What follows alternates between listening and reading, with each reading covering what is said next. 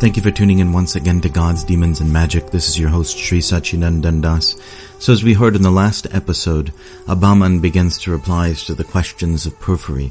This great Egyptian priest, he begins by invoking the god Thoth, which we discussed in detail.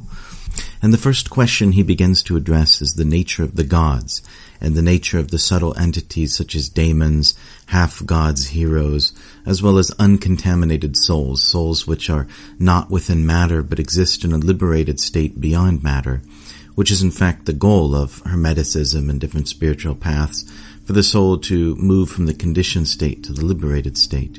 So Porphyry is inquiring about all these entities. What are their natures? How do they exist? How are they classified? What's their behavior? Basically, what is a god? And how do the gods behave?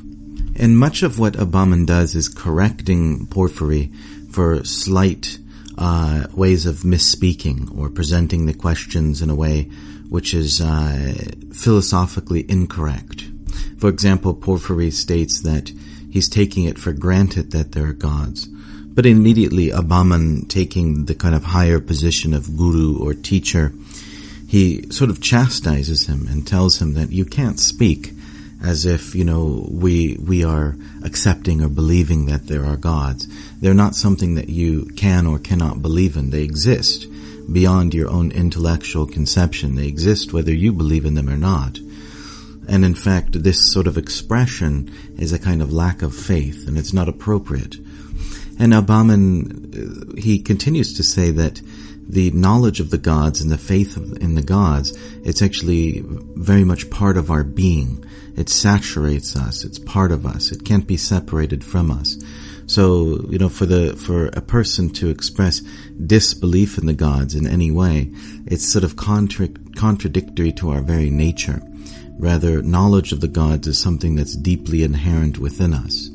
And whether or not we understand that connection, it exists. And he also mentions that along with this sort of inherent knowledge of the gods, there's also a longing for the good or longing for the absolute. In other words, when the soul is conditioned by matter, naturally the soul is unsatisfied and the soul desires to strive for perfection and essentially to leave matter, to try to become one of these unconditioned souls or these liberated souls. And he tells Porphyry that we have this natural connection to the gods, and we understand them at the foundation of our being. And so we shouldn't approach the subject as one who has the authority to accept or reject the gods, because we're encompassed by them. It's very much like if you say you have a man in the ocean and he's riding up and down in the waves and floating amidst the salt water, but then he's, somehow declaring that he doesn't believe in water. And just as the gods exist, unquestioningly, so the universe is similarly populated with all these different varieties of subtle beings, daemons, heroes, etc. And that ultimately all of these beings are manifestations of the Absolute, or manifestations of the Supreme Transcendent Reality. And they are just as much a part of this world as we are. Now I find it interesting that a similar concept is there within the Vedic teachings. The idea is there that the gods and mankind exist together and work together in a cycle of sacrifice. It's sort of like the gods and mankind are created together and they're inherently linked to each other and they're meant to work with each other. And that human beings have a certain principle of worship or sacrifice which is built into us, and it's really at the core of who we are. We sort of just so you might say, just as animals have a certain nature, like a dog has the nature to bark and want to go for walks, and a cat, its nature is to meow, and a fish, its nature is to swim. So a human being, its nature is to worship, to practice religion. And therefore, very much like what Abaman said, the concept is there in the Vedas, that the human being has this sort of subtle connection to the gods and this understanding of the gods and this deep propensity to interact with them. Because this principle of religion or worship is at the very nature of our being. It's almost like you have a radio you see on cars. I don't know if they have them anymore, but you'd have an antenna, sticking out of the hood or something. And the whole purpose of that antenna is to tune into the radio waves. So in a sense, because we're created as creatures of worship, or who practice worship, the human being is almost like an antenna to the subtle world. We have this innate connection to the subtle realm, which is populated by an unlimited spectrum of gods and demons and ghosts and, all sorts of subtle creatures that we can interact with. And the human form of life is one in which our natural condition of worship can be expressed towards all these different classifications of beings. And that is essentially what religion is, and when those beings are when it's not directed at the gods or the supreme God, but it's directed towards ghosts or directed towards demons or daemons, then generally that's what people call magic. So really the only difference between magic and religion in many ways is that magic is directed towards beings lower than the gods, and religion is directed towards the gods or to the supreme God.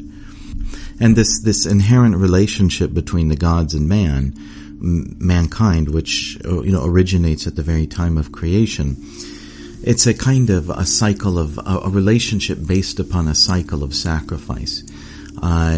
We as human beings are meant to sacrifice our wealth to the gods. We give it in ritual worship. We give them as much as possible. We try to give them the fruits of our labor. And when the gods receive that, in their world, it's transformed into pleasure. It's transformed into various kinds of wealth. And so the things that we sacrifice become wealth within the realms of the gods. And when the gods are pleased with our sacrifice, then they rain down wealth into our world, and they create abundance among their worshippers. So humankind has the ability to create wealth within the realm of the gods, and the gods have the ability to create wealth in the realm of mankind. And so they're meant to go back and forth amongst each other.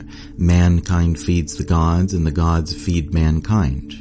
And we don't exist independently from each other. But there's an important rule that's there for human beings, is that as you engage in this relationship with the gods, and you give to the gods and receive from the gods, you're only meant to take what you need to survive comfortably.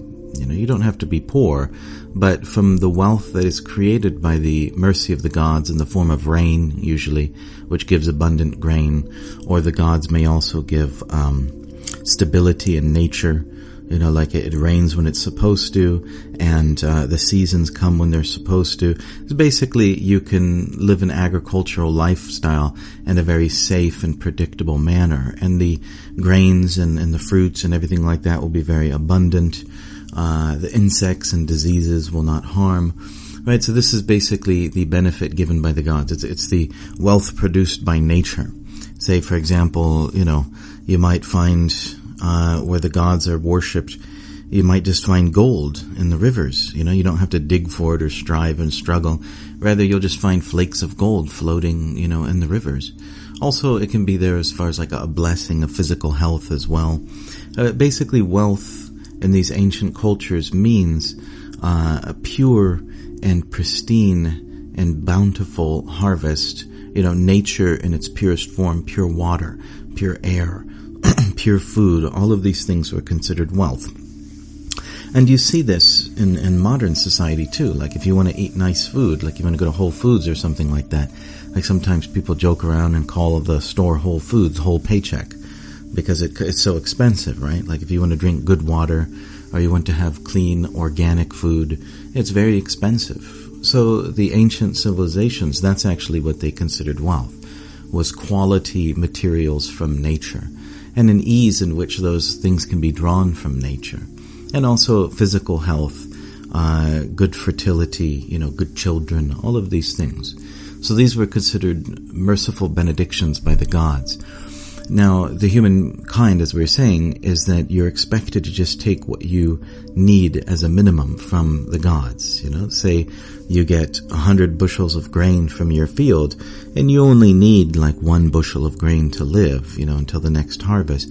Then you would take that 1 bushel, and then the other 99 bushels you would put back into the worship of the gods. And so that's very important, of course it could be used also for taking care of the necessities of other people and caring for other people and animals, etc. That's sort of included within your own personal necessities. But basically, you're not supposed to try to become greedy and sort of engorge yourself on the wealth provided by the gods. You're not supposed to hoard wealth. You're supposed to just take what you need and use the rest and return it back to the gods in the form of worship.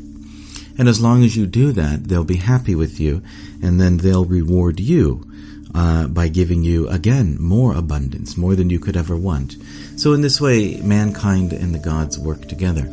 However, once human beings become greedy, then that relationship is broken. It's like the gods become unhappy and disgusted, like you're too low. You're too low class for them, like your behavior is out of bounds and they don't want to talk to you or reciprocate with you anymore, because they're very subtle type of beings, like they're very high class, you might say, very generous and gentle and very good, essentially. And so if you express qualities like greed and lust and these things, you begin hoarding the wealth they give you, then you break that relationship and they'll no longer respond.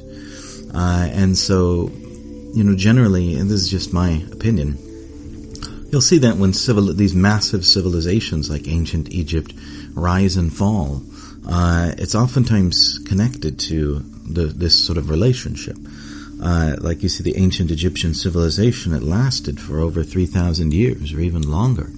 And that's incredible. Many civilizations just rose and fell within a few hundred years. But Egypt existed in a more or less, unchanged state. I mean, there were rises and falls and changes in political power, but that core civilization existed pretty much without change for almost, more than 3,000 years. And that's incredible. And so that shows, I think, the core of the civilization was religious, which it was. It was an incredibly religious culture, and it was based upon sacrifice and worship of the gods. And that cycle of interaction with the gods, that sort of sacred relationship, I think was at the core of Egyptian civilization. And that is why it was able to last so long. And of course, this when I say the relationship with the gods, the general idea in ancient civilizations is that this also applies to the one supreme God. Say, for example, you're worshiping the one beneficent, transcendent God spoken of throughout the world in many religions by many names. Then that same relationship that you have with the gods, it'll also apply. Like if you worship the one supreme God, then all of the gods are very happy with you, and they'll provide you with all of that material facility. And if you reject religion totally, you'll see it's quite common that when civilizations reject religion or worship totally, then their days are numbered. Very quickly their civilization begins to unravel. And I think it's very interesting that Abaman, he also talks about how this yearning for transcendence or yearning for God or the absolute truth is inherent within all human beings. Indeed, like within life itself.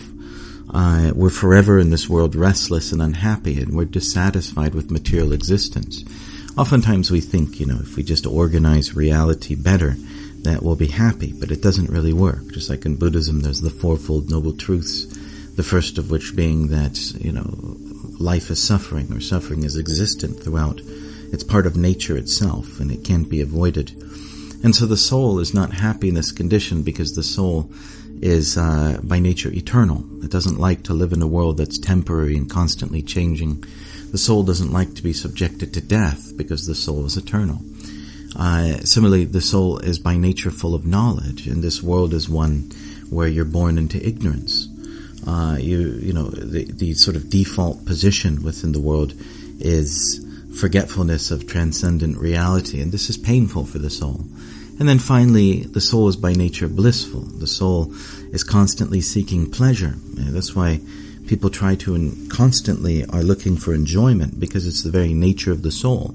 And so we're looking for that enjoyment within matter, within material existence, within the elements of this world, but it doesn't work. Rather, the soul can only really be satisfied with true spiritual pleasure. There's the pleasure of the transcendent platform, which is the very nature of the soul. And so for these reasons, the soul is always yearning, always questing for spiritual truth.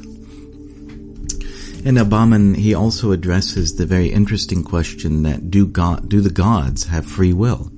Or are they just forced to act, according to the will of the divine? Are they like humans? Are they able to choose between good and evil? Do they have the freedom to choose what they want to do? And you'll see in the teachings of Plato, actually, he posits the idea of free will, that essentially human beings have the ability to choose whether they will act morally or immorally. Whereas if you look in the life of a dog, for example, or any other animal, that freedom of choice is not there, where the dog is essentially forced to behave according to its nature, and it's not capable of making these sort of higher decisions.